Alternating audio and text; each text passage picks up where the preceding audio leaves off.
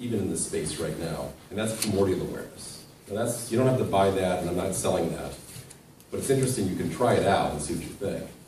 In the Christian tradition, we might call that the mind of God or the mind of Christ. In the Judaic tradition, the Jewish tradition, we have different terms for that. The Ein Sof in the Kabbalah, they talk about the emptiness, the kind of the infinite, sometimes it's called. But there really is this sort of idea that the consciousness itself is primordial. Some quantum physicists have talked about the most basic thing in our universe being consciousness. You can sort of test this out, that basically much of the time, if we're just waking up or becoming alert to the present moment, we're really just sort of tuning into something that's already there. Very interesting. There might be some kind of fundamental consciousness or mind that's already around us all the time, and we're just sort of tuning into it or remembering that it's there. So a lot of that, you know, that's the stuff we're pondering for a lifetime. And I've tested that. And it frustrates me. I say I don't believe that, or I do believe that. And you go through all this trial and error around that. But I think that the biggest thing for me is just remembering to be here.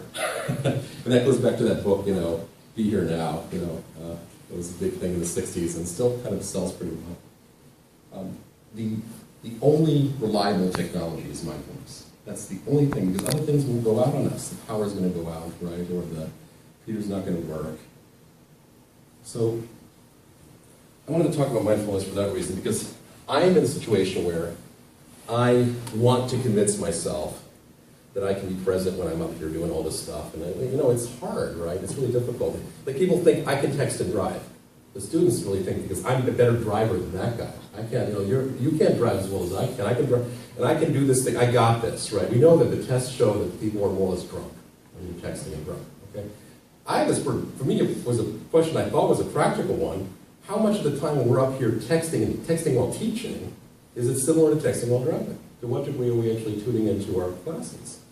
And I'm not saying it's impossible, but I'm saying that it's damn well got to be a comparable question, right? There has to be some, there might be some analogy. I don't know what you mean by okay, so I'm up here doing this stuff, and like I put this stuff here, that's texting. Well, I'm not saying texting literally, and the metaphor is that I'm doing something here, okay. and maybe I've got the thing, and maybe it's even hiding, and I want to arrange my classroom in a way so I'm engaging as much as possible. But it's possible when you're doing stuff. So I'm not saying, I'm only saying from my experience, I know that I'm doing that sometimes. I'm distracted by technology. I'm distracted by myself often enough, as it is alone, right? By thoughts that go through my head, all kinds of things. This is another thing. This can be a tool, or this can be another sort of way to get distracted in even better, more powerful way. So I can get like a super distraction. So it's either one. It's not, there's nothing about technology that makes it good or bad. It's just sort of this thing that we have to work with. And I want to show you a little video.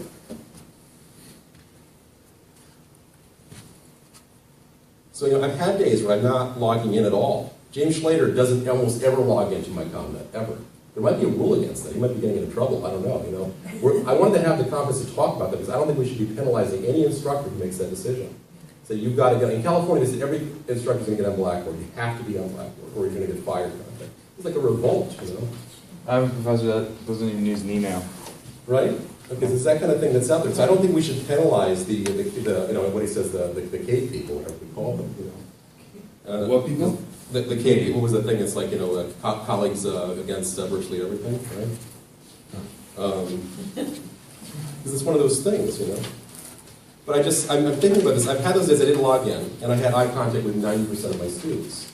There's a guy named Douglas Rushkoff who wrote a great book. It's called Present Shock. It's kind of ripping off that 1970 book, Future Shock. And, you know, he says, whatever is coming into your smart device right now is not as important as making eye contact with the person in front of you. This may sound like an obvious thing, almost not even a cliche, just the most obvious truth. But I don't think it's that obvious anymore, because we're so kind of hooked into this stuff. The day that I realized I was a cyborg, I realized this. It really hit me as I'm driving my Passat, which I can't stand. That car's my friend of me. I love the thing, and I can't stand it at the same time because it's so expensive to fix it. I just love driving it so much. You know, basically, that day I did realize that I had this pretty nice stereo system in there, and I'm going about, you know, it's an empty road, kind of open road in the country. Not the country, sort of like, you know, not Bloomfield or some sort of open roads there that are kind of not urban or rural, kind of in the middle suburb, you know. And it's I'm going a little too fast. And I'm going, I won't say how fast I'm going, a little too fast. I'm realizing this. I feel like I'm going 30 though, because it's a nice road machine. It's a good car. And the stereo's on, and I'm getting high. I'm getting a buzz from this thing, right? I don't get a buzz without the car and the stereo system and me combined, right? So I'm basically a cyborg. We've been cyborgs for years. We've been human-machine combos for a long time. This is not anything new. So just sort of facing, sort of accepting that I am, I am a cyborg, right? Okay. You don't believe me, Andre, but we all are. I believe you. I've noticed that like if there's times if I just shut off the radio and I just drive, I actually get more tired. Like I'm not as stimulated when I'm driving. However, Yeah. And that's true, because you're stimulating your brain, even with music. Right. see, my problem with all this social media is that observing some of the younger members of society, as I've had a chance to, it appears to me that they have become emotional cripples and functionally illiterate because they, all that communication on substituting the smartphone communication for real communication, for face-to-face. The problem is, when you're doing face-to-face communication, there's a lot of, feedback you get from just looking at the person's face. It's a matter of reading these micro signals that, in terms of body language. You get feedback immediately. With communication with, on the cell phone, you don't get that. So these people basically never acquire, in fact, the ability to read other people's faces. And they become basically emotional cripples. They become sociopaths.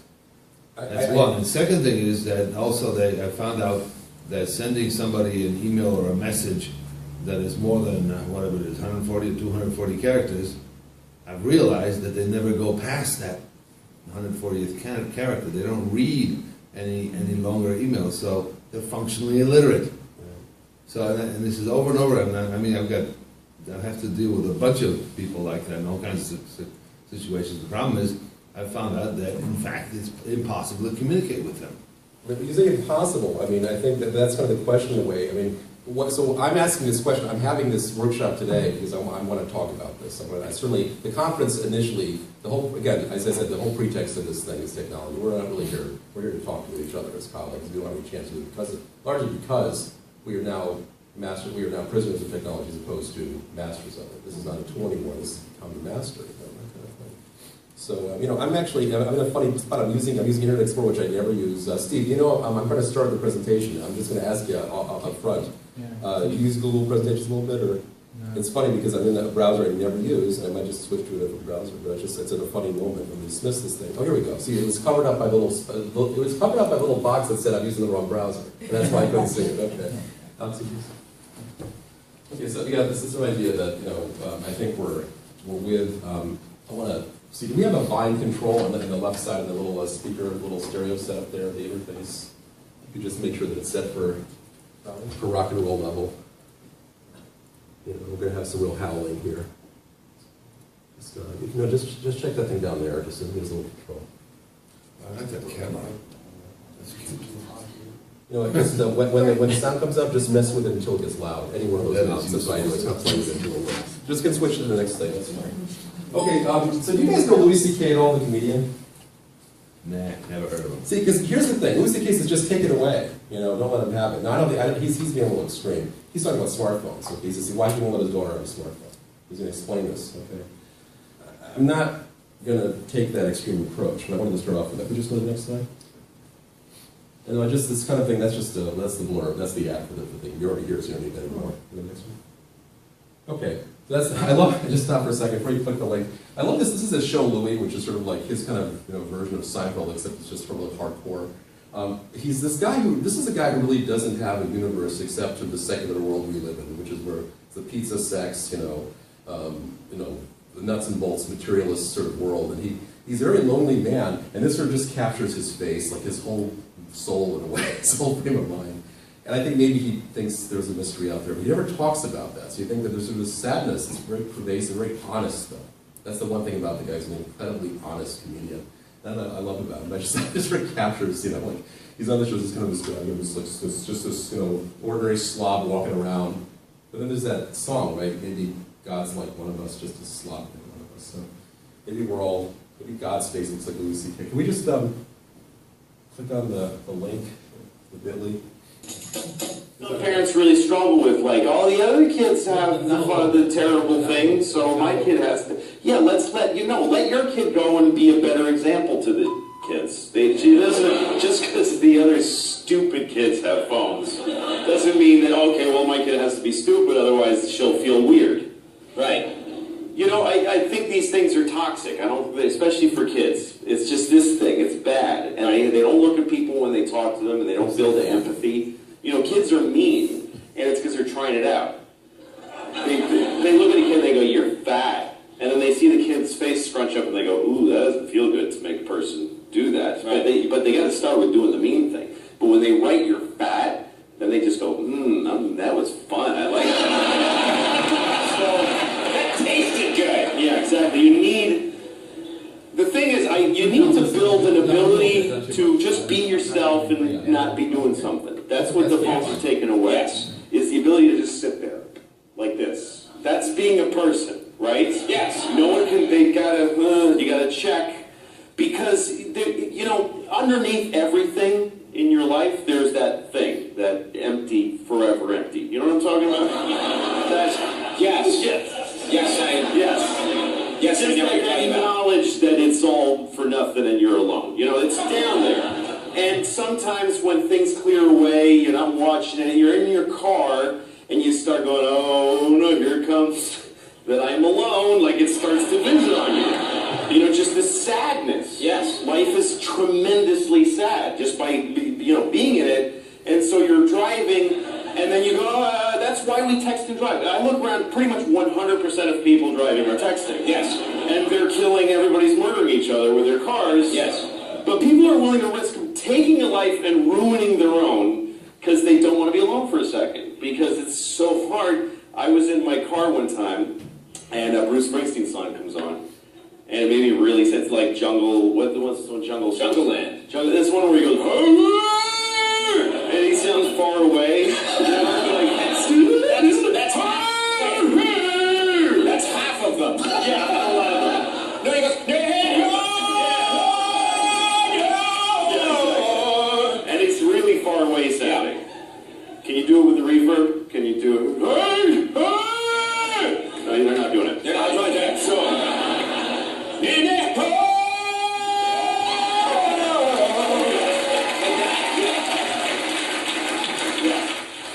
except for it was Springsteen. If it was you doing that, I would have been like, what the hell is that in my radio? I did it just the same, yes. Bruce. And I heard it, and it gave me kind of like a fall back to school depression feeling. It made me really sad. Yeah. And I go, okay, I'm getting sad. I've got to get the phone and write hi to like 50 people. And then, somebody cool writes back, and then somebody not as cool writes after, and I'm like, they're going to somebody better. But, hey, how come you didn't answer my text?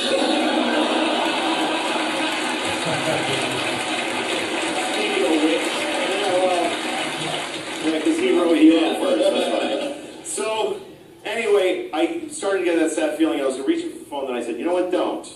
Just be sad. Just let the sadness stand in the way of it and let it hit you like a truck. And I let it come, and Bruce, and I just started to feel, oh my God. And I pulled over and I just cried like a bitch. I cried so much. And it was beautiful. It was like this beautiful, it's just this, sadness is poetic. You're lucky to live sad moments. And then I had happy feelings, because when you let yourself feel sad, yes, your body has like antibodies. It has happiness that comes rushing in to meet the sadness. So I was grateful to feel sad, and then I met it with true, profound happiness. It was such a trip, and the thing is, because we don't want that first bit of sad, yeah, we push it away with like a little phone for the food, and you get a little kind of. You never feel completely sad or completely happy. You just feel kind of satisfied with your product. Yes. And then you die. So that's why I don't want to get a phone from my kids. That's what I'm doing. absolutely true. But something, but obviously we can't solve that problem. I'll tell you something else about that I observe about these young kids. Okay? Presentation. They can't deal with rejection. They can't deal with, and they overreact. If they get some phone message that is slightly, sarcastic or slightly critical. Oh my God! Oh, it's like the end of the world. They can't deal with it. It's like the problem because indeed, you don't actually. You're avoiding normal, real emotions and interactions that, in fact, sometimes can be hurtful.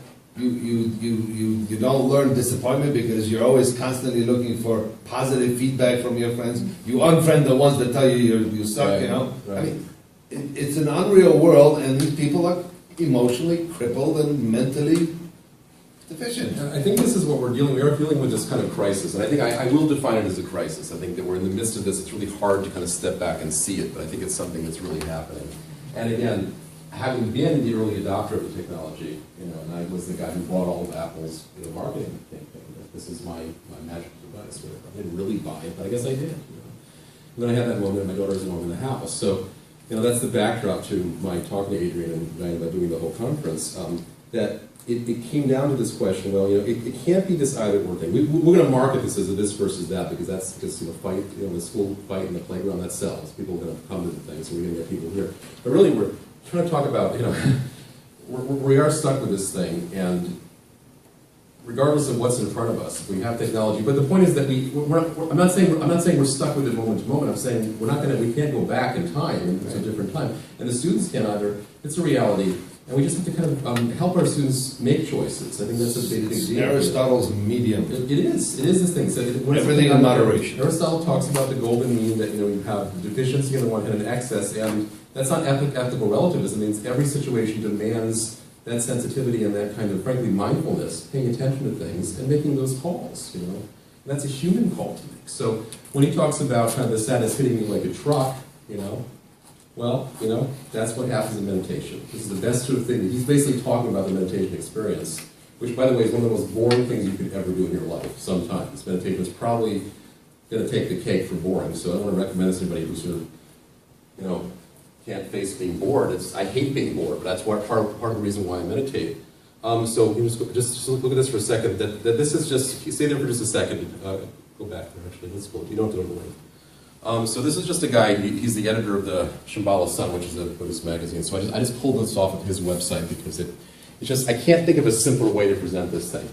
And I could have brought the fancy cushions in and all this stuff, but we just have a chair you sit in. Buddhists actually call the chair position the Maitreya position because Maitreya is the future Buddha. But we're talking about technology, so we don't have a space age that we're in, or we're kind of in the this world, postmodern world, whatever. This is like sit in a chair if you don't like the meditation cushion. You want to sit on the floor, and you put your hands kind of on your thighs, and you're looking forward with about 6 feet ahead with your eyes slightly directed downward. And Buddhists meditate with their eyes open because they like to think of themselves as realists, Not pessimists. They say, Buddhists also say like life's a biatch and then you die, like he talks about.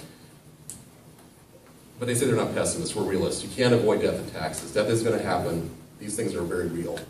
So we just but they have their eyes open. They're not going to close their eyes. And there are lots of meditations that tax code is good enough. You can't avoid. Sorry. If the tax code is complex, that's right. Exactly. And so it's very important. We have these sort of realities exactly. So. But to have our eyes open, and there's a lot of meditations where you can close your eyes as well, but this is just the most basic meditation. But this is known as the most basic meditation and probably one of the most profound ones too, in the Indo-Tibetan Buddhist mindfulness-awareness tradition. So I'm going to just kind of say that there's lots of different versions, but this is the most fundamental, where the breath serves as a guide to the mind. And I just ripped off Malcolm McLeod because I can't find a simpler explanation. So minor poets borrow, major poets steal, as Ezra Pound said. Go to the next one, please. So you just pick a quiet place, and a meditation cushion, or it's a chair, a straight back chair. The spine is naturally curved, sort of like an S shape. The Buddhists call it a stack of points. It sort of kind of curves in a very fundamental, natural way. So you don't have to kind of be too super stiff. You're not too tight, not too loose, and you don't lean back into the chair. You're not kind of in this sort of mode, kind of armchair mode, but some balanced thing. And this is something that you can do anytime. It's portable because you're portable. And Alex? And so again, the palms down the thigh, and you on the thighs, you take an upright position. The idea is that your heart is open and exposed. As Louis C.K. talks about, life is sad, and that's real. And it's okay to be like a king or queen of your world with a broken heart. Life breaks our hearts sometimes. So your chest is sort of, exposed, it's sort of square, and you're letting yourself be open to the universe, but also sort of a little regal. The dignity of your life is allowed. Let your gaze rest a little in front of you, slightly downward, about 6 feet. Relaxed and dignified. You're focusing on the out-breath. What happens is you let yourself breathe in naturally through your nose and allow your mind to follow the exhalation. As each breath goes out, it's going to dissolve ultimately out around you, but you let your mind follow it as far as your mind can follow it. And what happens then, you're suddenly, 20 minutes later, you're realizing, what the hell happened at the time?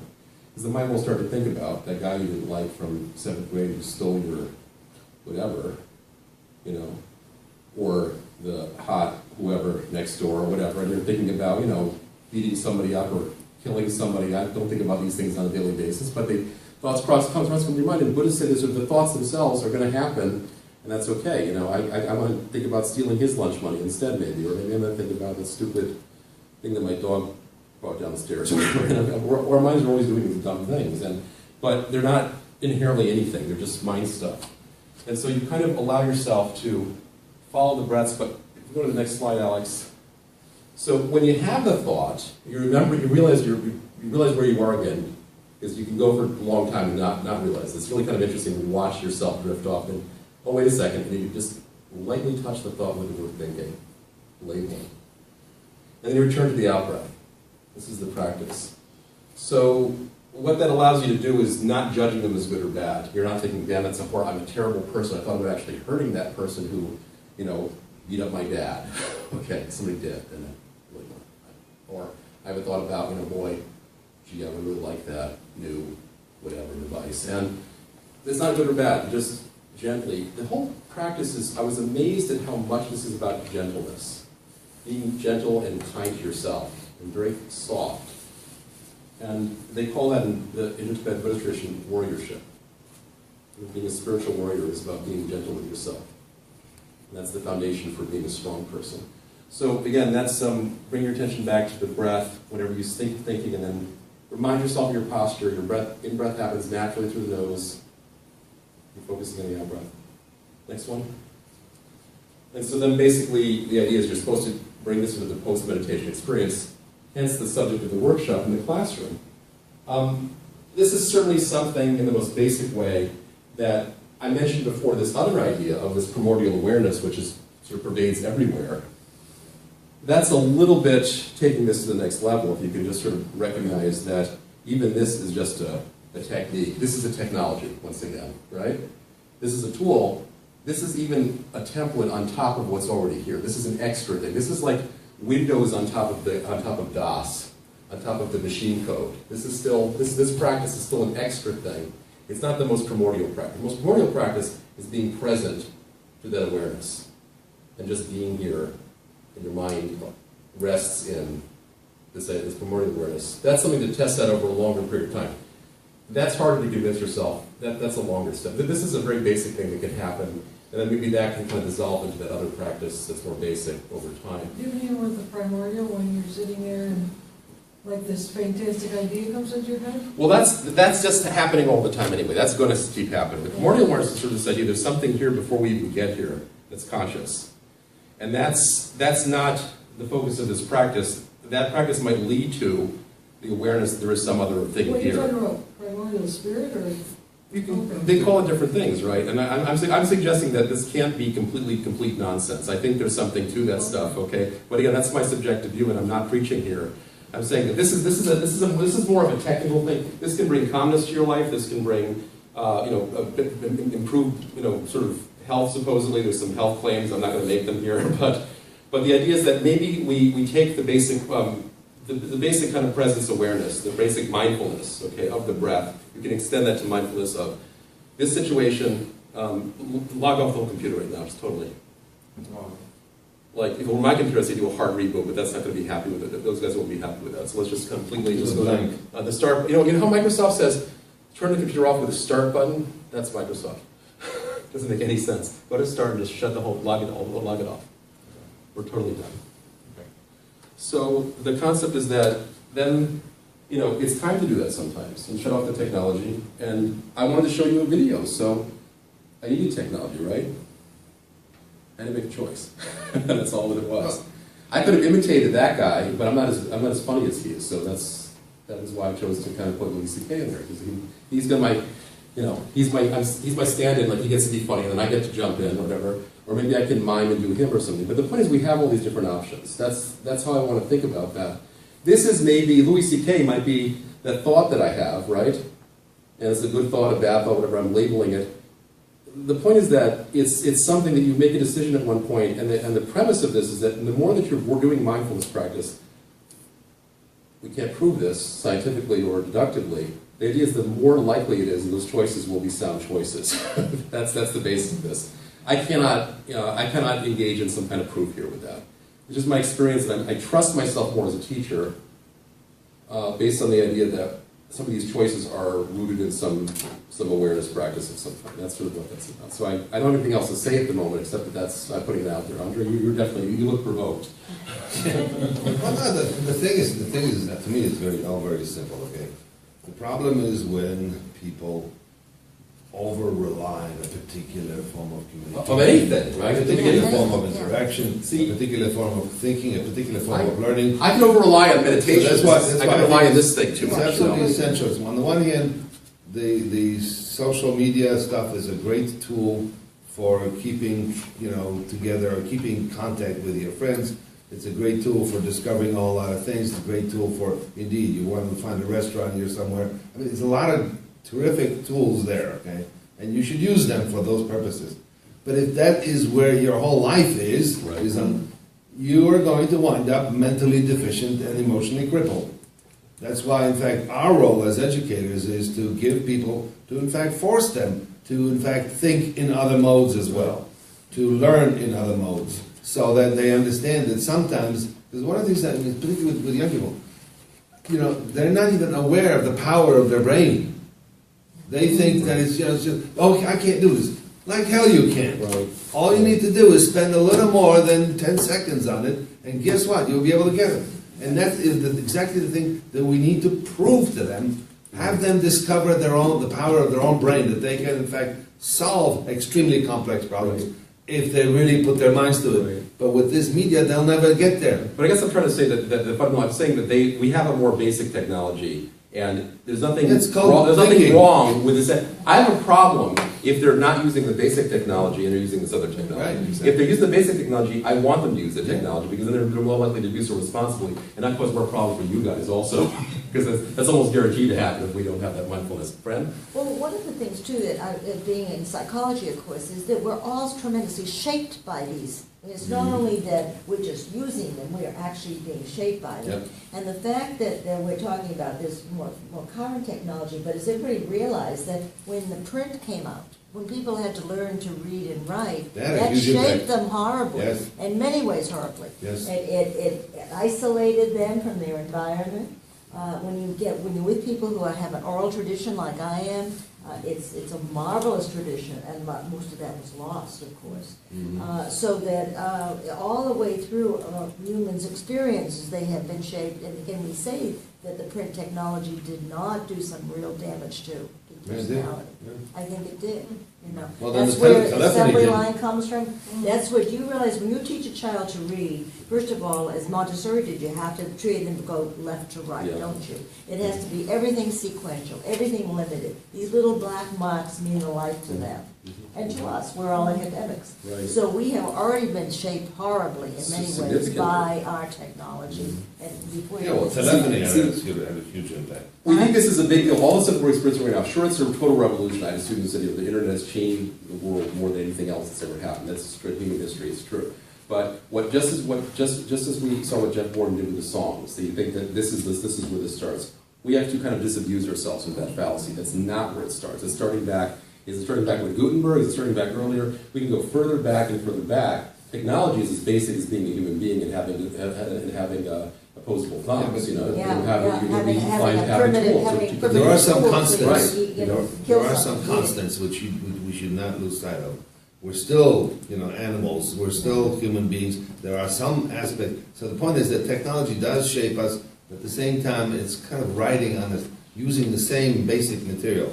So once again, as educators, we need to be aware of them, we need to in fact understand what that technology is doing to the students, and see what it is that they're going to be in fact lacking, and try to fill that void, because otherwise they're going to be brain damaged. It relates to what he's saying too, you know, if we can, you kind of almost have to get back to some of the Yeah. essentials, so that they can, and they have no, in terms The of mental essentials health, are it's really emotions. bad. Mental health. Essentials are, yeah. that's right. Other Essentials human are beings around us. Yeah. logic, and how do we Yeah, you're right, understand they the can't social read interaction? faces, Right. Those they things have are a lot of constant. social problems. Yeah, so I want to thank everybody for being here. We're going to wrap it up. I'm actually going to accompany Steve to his presentation, which I know you are free to go to as well, because even though we have our official assignment that according to what you've chosen, you can make a decision right now. This conference is all about those micro choices, moment to moment, and so feel free to. So we're going to the walk- second Feel free one to walk now. wherever you're going to walk, Yeah. but Steve and I are going over to his room. Okay.